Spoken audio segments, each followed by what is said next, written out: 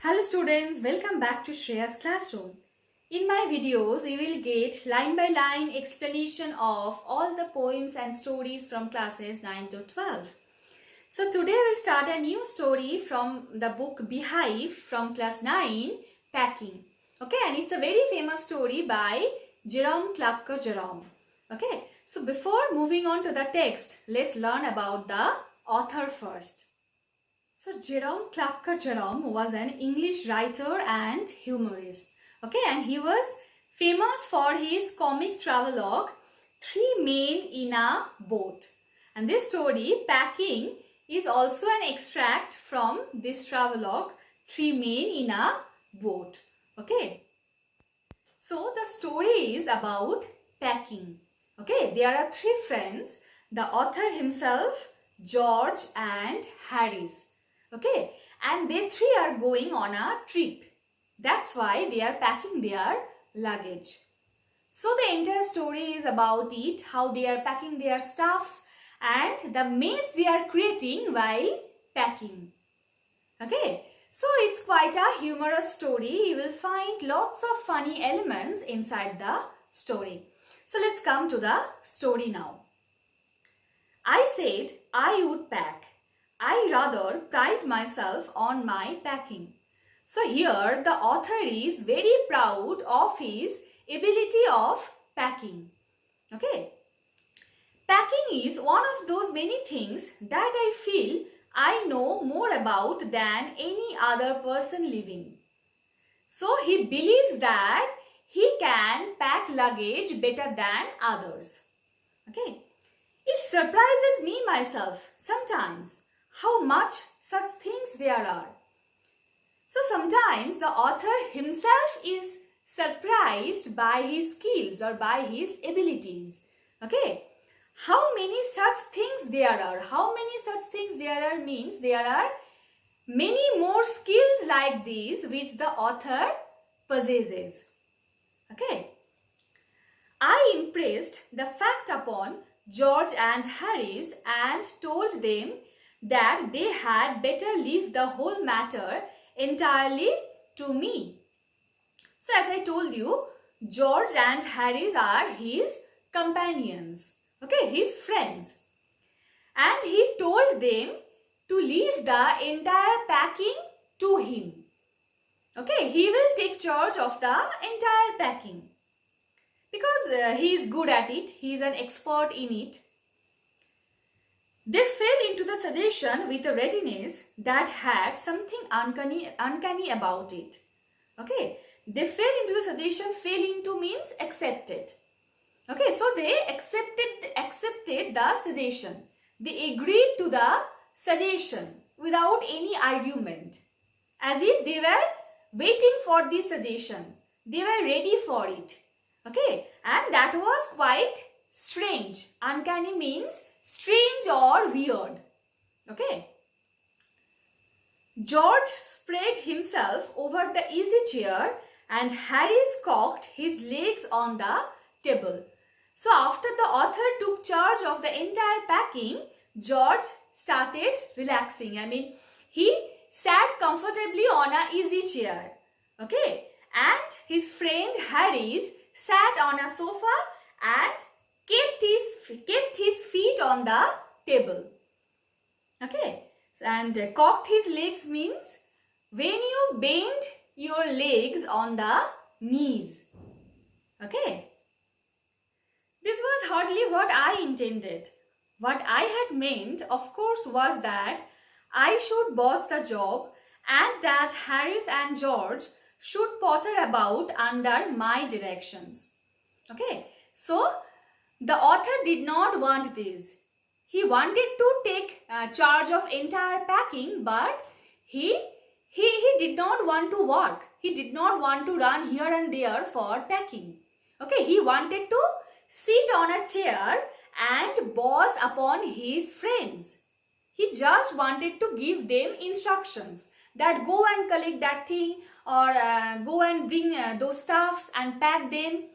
Okay, he just wanted to give them instructions.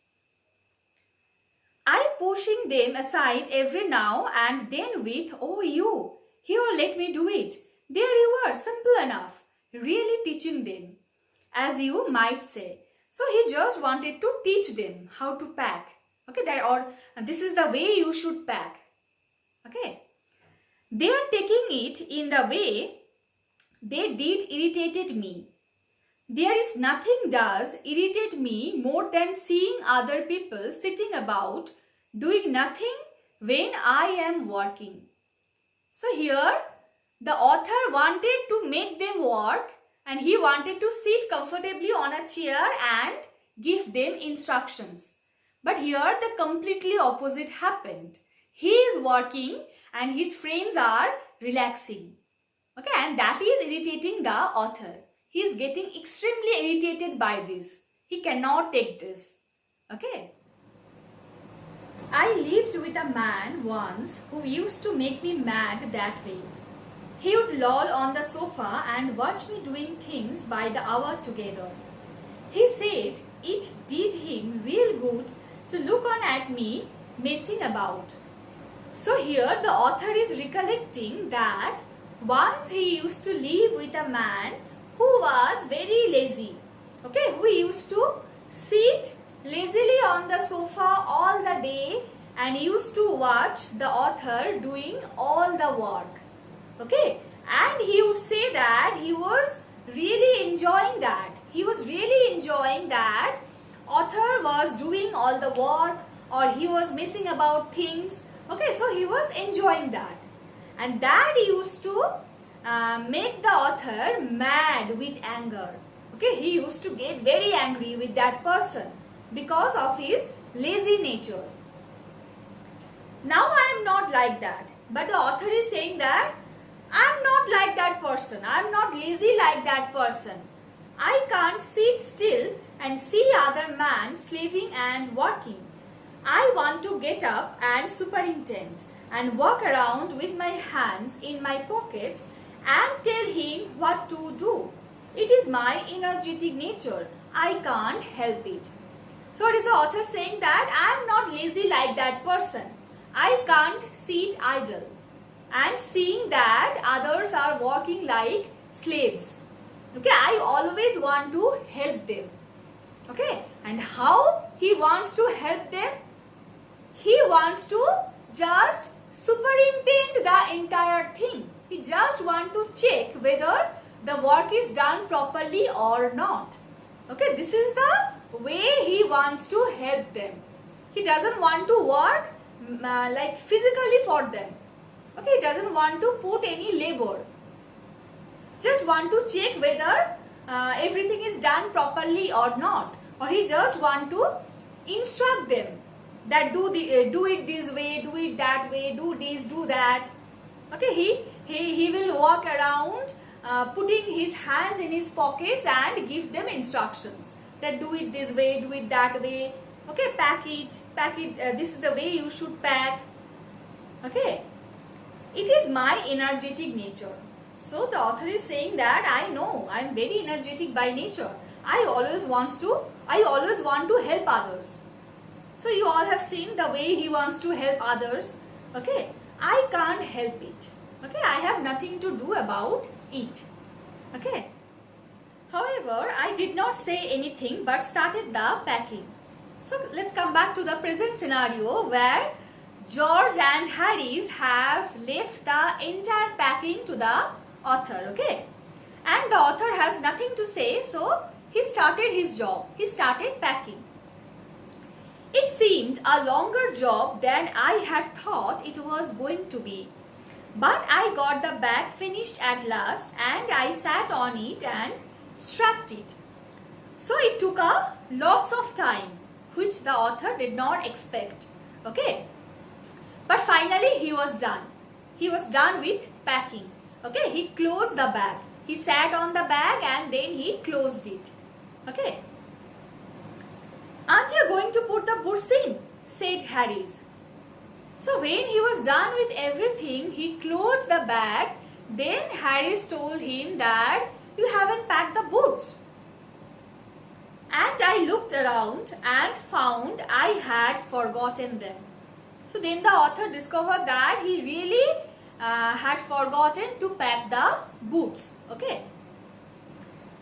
That's just like Harry's. He could not have said a word until I had got the bag shut and strapped, of course.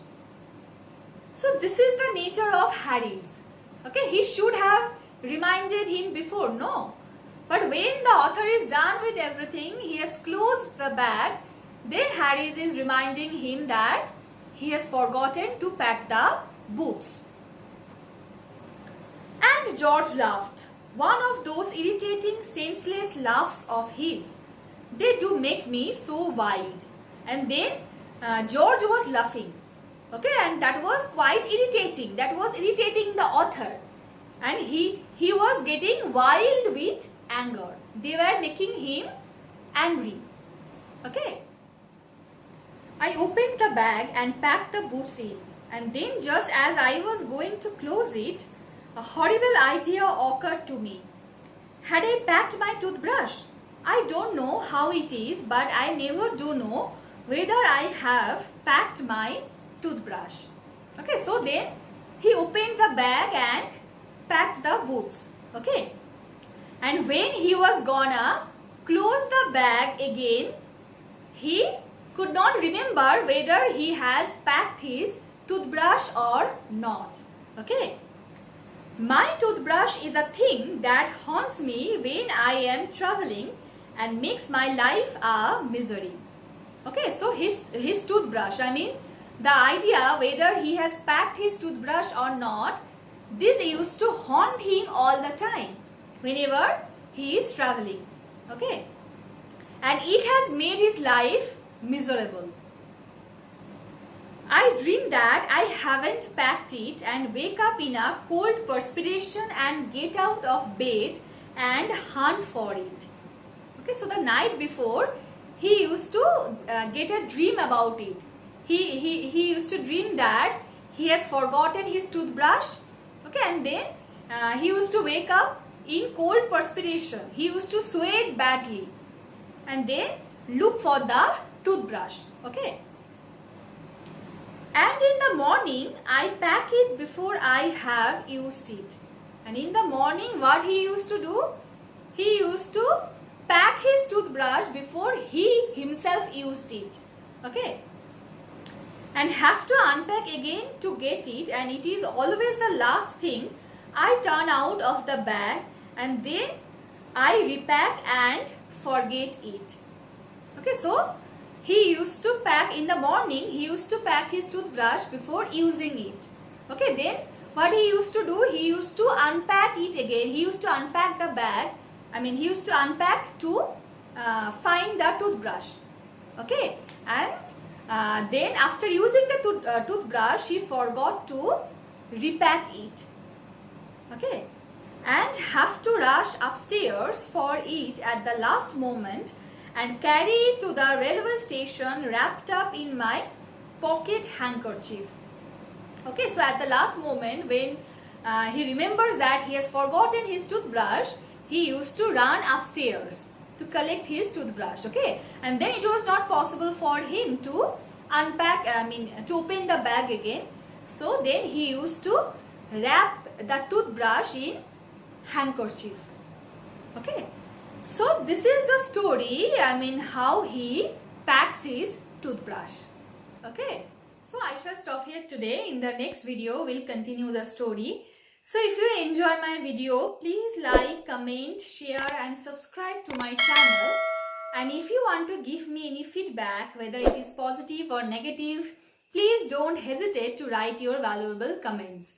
Okay, and don't forget to press the bell icon so that you get notified whenever I upload a new video.